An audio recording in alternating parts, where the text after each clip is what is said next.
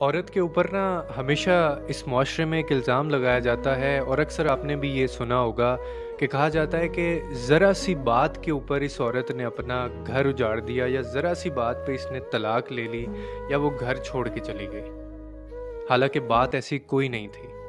आज मैं आपको बताता हूँ कि वो ज़रा सी बात कौन सी बात थी जिसकी वजह से औरत घर छोड़ के गई। जैसे हम कहते हैं ना कि मर्दों की एक नफ्सियात होती है, इसी तरह औरत की भी एक नफ्सियात होती है। और औरत की ये नफ्सियात है कि औरत माफ़ करती है लेकिन भूलती नहीं है। उसका मर्द फिर वही गलती करता है, वो फिर माफ़ करती है लेकिन भूलती नहीं है। वो फिर माफ़ कर देती है लेकिन भूलती नहीं है। अब इसमें एक चीज़ जो कॉमन है कि वो भूलती नहीं है।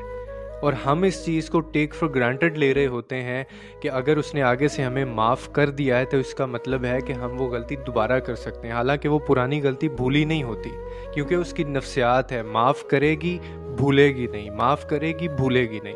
और हम उसको इतनी अजियत दे दे के उसको इस दर्जे पे ले जाते हैं कि एक वक्त पे फिर ऐसा होता है कि उसको अचानक से छोटी सी बात के ऊपर वो सब याद आ जाता है, यानी वो सब गलतियाँ जो वो भूली नहीं थी।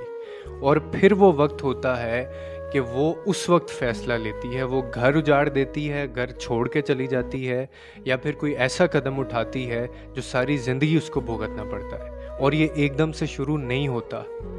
ये माफ़ करना, उसके बाद ना भूलना कंटिन्यूस एक प्रोसेस होता है। बार बार की गई गलतियाँ जो हैं वो सामने आती हैं। तो जिस तरह हम कहते हैं ना कि मर्दों की एक नफ्सियात होती है और वो औरतों को समझनी चाहिए, इसी तरह औरतों की भी नफ्सियात होती है जो हम मर्दों को समझनी चाहिए।